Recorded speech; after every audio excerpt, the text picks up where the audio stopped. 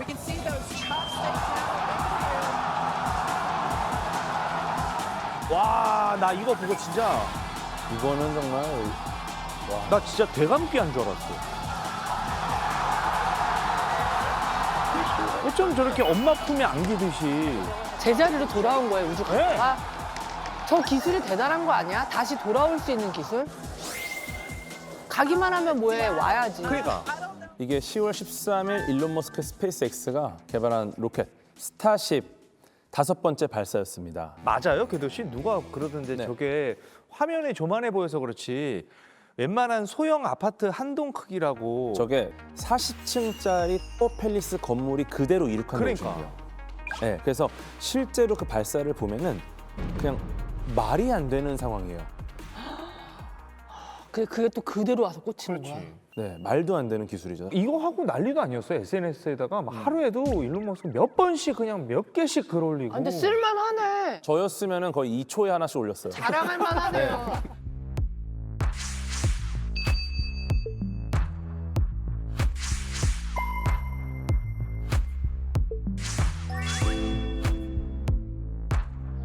사람들이 이제 우주에 가면 간 걸로 끝이 아니라 안전하게 돌아올 수 있는 시대가 열렸구나.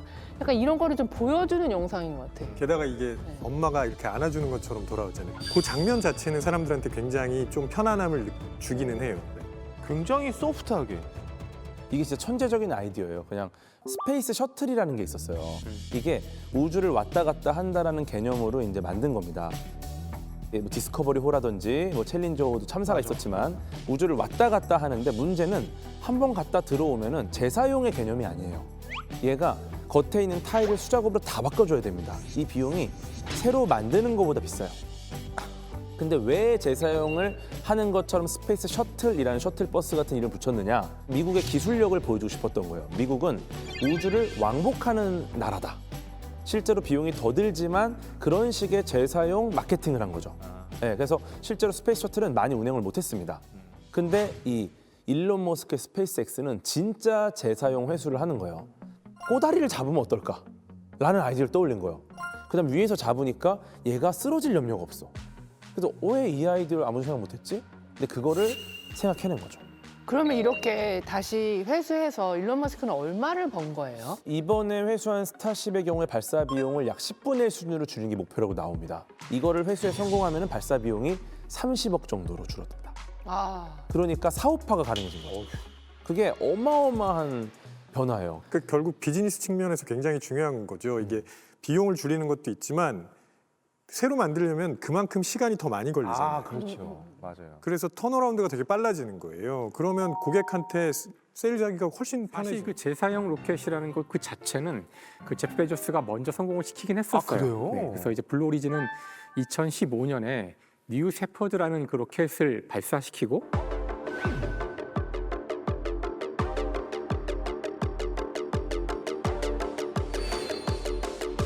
안전하게 필승을 했어요. 근데 그 이 뉴 셰퍼드는 일단 크기가 너무 작고 다음에 이제 높이 올라가는 것도 아니었고요. 그다음에 이제 1단 로켓만 재사용을 했다는 한계가 있죠. 이제 지금처럼 이제 스타쉽에 맞서서 개발한 로켓도 있긴 있거든요. 이제 그 이름이 뉴 글렌이라는 거예요. 뉴 글렌. 뉴 글렌은 이게 뭐 잘만 되면 뭐 25번까지 재사용이 가능하다고 하는데 아주 성공한 건 아니고요. 네네네. 플로리다에서 발사할 이제 계획이라고 합니다.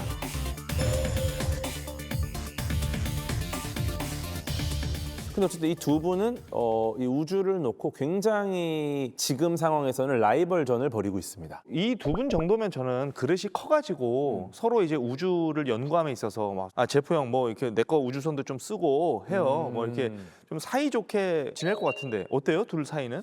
지금은 약간 타이틀 경쟁인 것 같아요. 누가 무엇을 최초로 시도하느냐.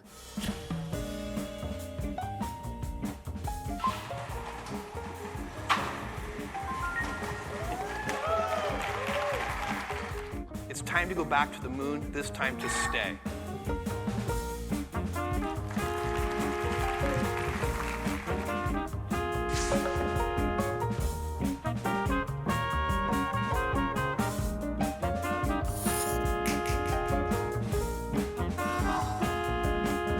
Stick with going back to the moon, this time to stay. because that is actually the fastest way to get to Mars.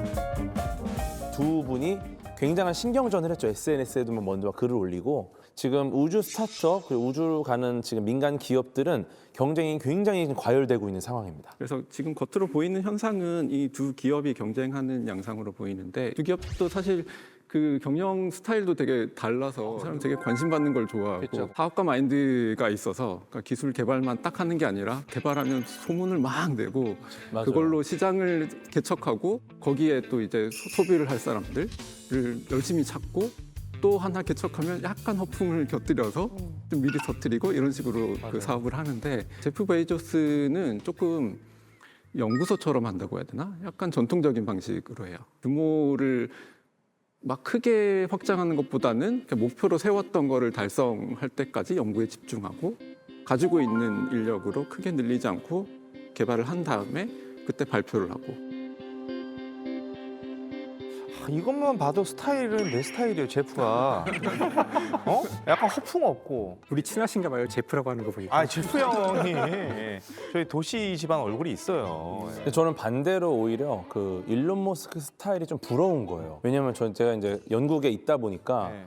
연구소에서는 늘 예산이 부족하고 인력이 부족해요. 근데 이들의 특징이 본인들의 연구 성과를 과장을 아예 못합니다. 정말 팩트만으로 이야기하다 보니까 항상 부족한데 네. 어떤 일론 머스크는 약간 본인이 마케터로서의 자질이 그걸 뛰어나요. 잘해요. 네, 그걸 그러니까 예산을 끌어올 수 있는 능력이 있고 그러다 보니까 더 높은 성과를 낼 수 있다는 좀 가능성이 열려서 저는 연구자들도 그런 역량이 있는 분이 있으면 좋겠다. 그러니까 사실 나사 출신이자 그러니까 스탠퍼드 대학 교수인 스콧 허버드라는 사람이 이런 말을 한 적이 있대요. 전 세계 우주 사업의 약 75%가 이미 상업적이다. 이미 민간한테 이미 갔다. 민간에 갔다는 뜻이죠. 그래서 우주 산업은 이제 사실 나사와 같은 정부 기관이 아니라 민간으로 넘어갔다는 그런 뜻이죠. 그래요. 네, 그래서 그 이미 나사도 민간 기업과 파트너십을 맺고 이제 많은 우주 사업들을 발주하죠. 대표적인 예가 바로 지금 추진되고 있는 달 탐사 프로젝트인 아르테미스 프로그램이에요. 아르테미스가 뭐 신화에 나오는 네. 신 이름이에요? 예전에 1969년에 보낸 건 아폴로 계획이었잖아요. 그렇죠. 아폴로는 태양의 신, 그리고 아르테미스. 그러니까 이전에 우리가 달에 사람을 보냈던 그 계획을 이어받아서 이번에는 아르테미스라는 이름으로 이걸 실현하겠다. 그런 의미를 포함한 게 아닌가 싶어요.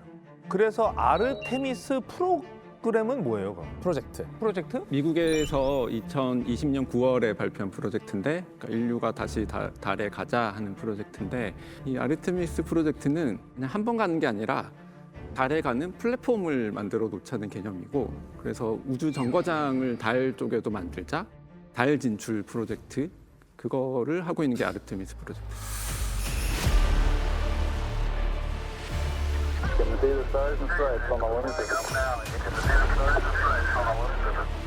After the flight of Apollo 11, Neil Armstrong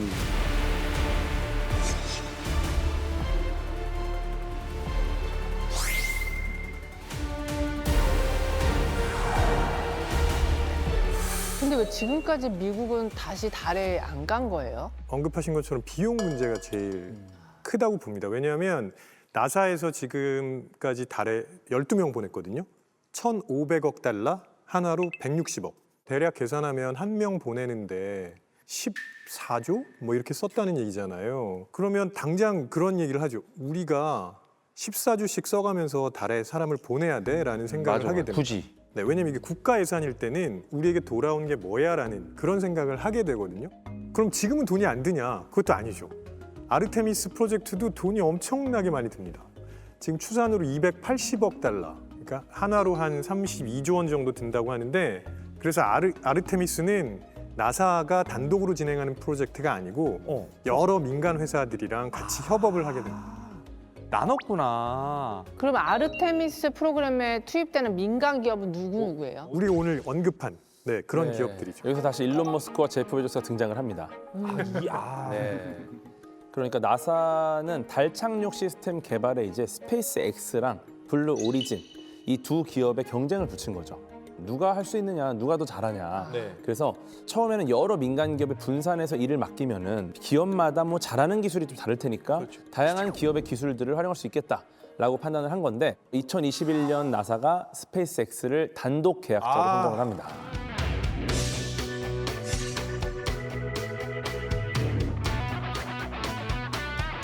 내가 봤을 때 제프 형은 영업팀을 바꿔야 돼. 그래요. 아니 나사 가서 그 영업을 해야지, 따와야지 그거를 입찰권을. 이번에도 일론 머스크의 승리인 거예요? 그러니까 스페이스X가 입찰 당시에 경쟁력 있는 예산, 그러니까 되게 합리적인 예산인 거죠. 그다음에 기술적인 솔루션을 제시하다 보니까 나사가 할 수 있겠다. 모든 게 계획대로 이루어지면은 일론 머스크의 스타쉽 로켓이 2026년 달에 나사의 우주인을 착륙시키게 될 것이다. 얼마 안 남았어. 근데 오늘 가설이 인류 최초 조만장자는 우주에서 나온다 이거잖아요. 이번 달 착륙이 어쩌면 조만장자의 시작이 될 수도 있겠다는 생각이 드는데 이 달에는 누가 가는지 또 우주비행사는 어떤 기준으로 뽑는지 이런 것도 좀 궁금합니다. 나사에서 아르테미스 프로그램을 통해서 보낼 사람들 18명을 선정해놨는데 상당히 의미가 있어요. 왜냐하면 예전에는 달에 갔던 사람들이 모두 백인 남성이었어요.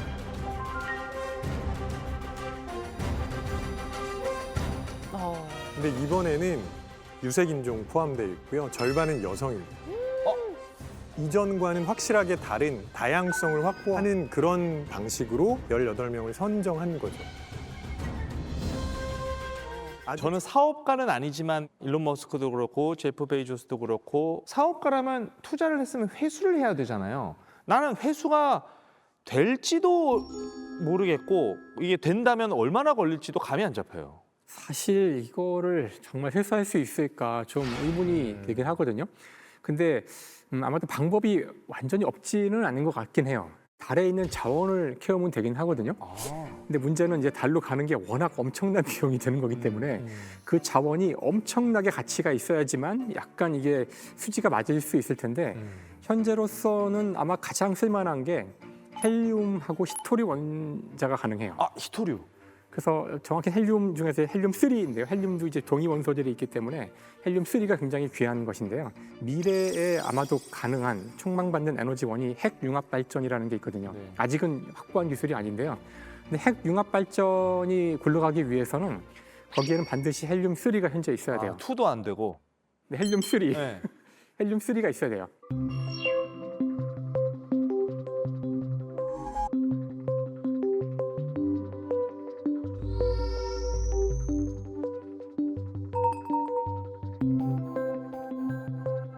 또 하나는 히토류. 아까 이제 바로 반응이 나오시는데 히토류도 되게 중국. 중요한.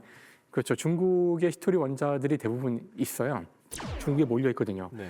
그것에 대한 과학적으로 가장 그럴듯한 설명은 외계로부터 히토류 원자를 잔뜩 가진 행성 같은 게 소행성 같은 게 중국에 떨어져서 그렇다는 거예요. 그렇지 않고서는 이렇게 고르게 다 있어야 되지 왜 그렇지. 여기에만 있을까? 그렇죠. 그래서 그 다음부터 사람들이 이제 그 우주에 날아다니는 그런 어떤 돌덩어리들의 히토류가 많지 않을까? 근데 그 달을 보시면 달의 표면에 수많은 이제 분화구들이 막 맞아요. 보이잖아요. 그러니까 그 달에 보이는 그런 많은 크레이터들은 다 분화구가 아니라 이런 소행성이 부딪힌 것들이라 소행성이 많이 부딪혀 있고 그게 널려 있다면 혹시 히토류. 달 표면에는 히토류 원소들이 많이 있지 않을까. 지금으로서는 아마 경제성이 거의 없겠지만 모르죠. 미래 아까 그런 그 로켓 회수 기술이 더욱 발전하고 해서 점점점 비용이 많이 싸진다면 가성비가 나오면 가성비가 나오고 다음에 히토류 원자는 더더군다나 이건 전략 물자거든요. 태양광 패널이나 풍력 발전기 터빈 혹은 지금 이제 중요한 배터리 전기차가 되면 이 배터리가 굉장히 중요한데 여기에 들어가는 꼭 있어야 되는 건데 이걸 만약에 중국이 또는 이걸 보유한 나라가 주지 않으면 그 상대국들은 이걸 개발할 수가 없어요. 그런 그러니까 전략 자원이라는 뜻이죠. 그렇다면 이 우주를 이제 개발하겠다고 쓴 돈을 회수하기 어려워 보이는데 당분간은 안 될 것 같아. 이 억만장자들은 왜 이렇게 우주 개발에 열과 성을 다하는 거예요? 그러니까 일종의 인프라를 지금 깔고 있는 거라고 생각하시면 저는 인프라. 네. 왜냐하면 그걸 깔지 않으면 아무것도 할 수 없어요. 스페이스X나 그 블루 오리진이 일종의 선점 효과를 가지는 거죠. 그래서 예를 들면 나사만 고객이 아니에요. 유럽 우주항공국 ESA도 스페이스X한테 외주를 줬고 일론 머스크가 하고 있는 스타링크라는 인터넷 사업도 스페이스X에서 담당하고 있고 그래서 우리가 지금 우주선을 보내는 거에만 초점을 맞추면 이게 과연 이럴 수 있지만 부가가치를 창출할 수 있는 관련 사업이 되게 많을 수 있다는 거죠. 그리고 그거는 먼저 들어간 사람이 제일 큰 과실을 누릴 수밖에 없을 거예요. 일단은 그 오늘 과설하고도 좀 관련이 있는데 돈이 나오는 데가 사실은 우주보다는 지구에서 나오게 되어 있고 그러니까 세금으로 충당이 되고 있는 거죠. 그러니까 일론 머스크나 제프 베이조스가 하고 있는 사업의 최대 고객이 나사라는 건 세금으로 가게 되는 거고 그 돈을 기술 개발한 대가로 벌게 되는 거죠. 저도 동의해요. 그런 생각들에. 그러니까 이게 우리가 쭉 이야기했던 우주에 대한 어떤 낭만이나 어떤 진짜 우주로부터 직접적으로 뭐 자원을 캐오거나 이런 거를 당장 기대한다고 생각하진 않고요. 사실 국가가 하는 가장 큰 사업이 원래 그 들어가는 사업이 전쟁이고요. 그 다음이 전쟁이 없는 평화 시에는 이 우주 관련 산업들이었거든요. 아마 최근에 중국이 부상하는 것이 다시 이 미국으로 하여금 우주 개발 사업에 뛰어들게 하는 거라고 저는 생각을 해요. 그래서 여기서 이제 정치적으로 이제 선점할 필요가 있고 그러면 분명히 앞으로 미국 정부는 여기에 많은 돈을 쓸 텐데 그 돈을 누가 가져가느냐. 그걸 놓고 이제 여기 돈 냄새가 세금에서 오는 그 돈 냄새가 나는 거죠.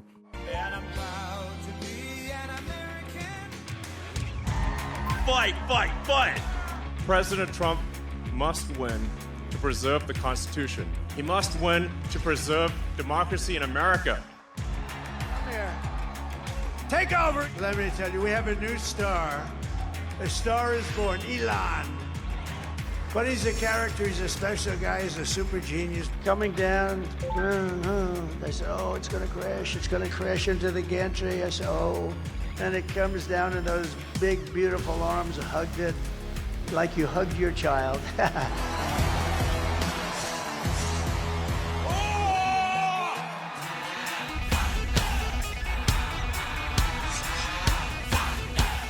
중국도 지금 우주 산업에 뛰어들고 있나요?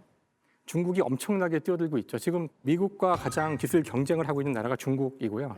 중국이 이게 전략적으로 중요하기 때문에 그래요. 나중에 전쟁이 실제로 일어날지는 모르지만 전쟁 같은 상황이 됐을 때 우주를 장악한다는 것이 제공권 장악과 마찬가지이기 때문에 거기에서 많이 밀려있는 중국으로서는 많은 위성을 띄워야 되고 실제 우주에서 전쟁이 벌어질지도 모르고요.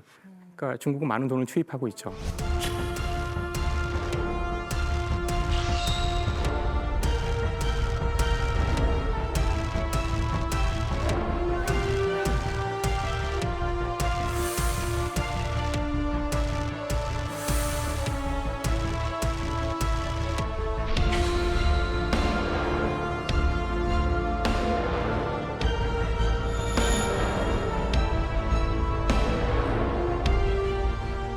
아르테미스 미션 자체가 중국 때문이라고 보는 시각도 있습니다.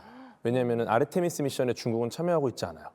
중국과 중국의 우호적인 국가들을 제외한 다른 모든 나라가 이제 힘을 모아보자라는 느낌도 좀 있거든요. 그러니까 수준이 궁금해요. 그러니까 영화에서는 진짜 뭐 중국도 꽤 미국 나사가 곤경에 처했을 때 막 도와주는 정도의 레벨까지 보여지는데 실제로는 어떤가요? 이게 2012년도에 시진핑 중국 주석이 우주 굴기를 내세워서 무서운 속도로 미국을 쫓아갔습니다.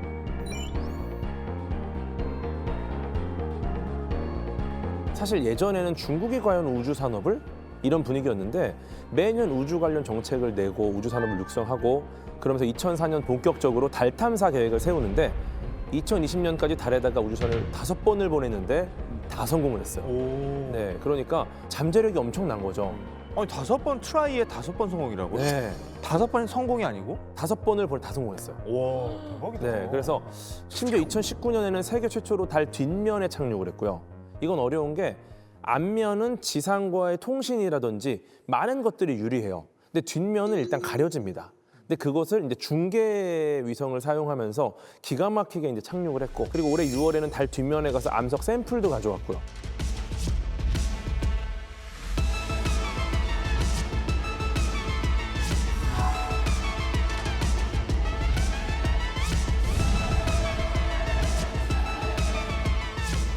미국 입장에서는 와, 이건 좀 위기다. 우리가 밀릴 수도 있겠다는 생각이 들겠죠. 네, 그래서 어떤 그 아르테미스 미션이라는 걸 통해서 지붕을 하나 만든 게 아닌가 이렇게 보는 시각도 있어요.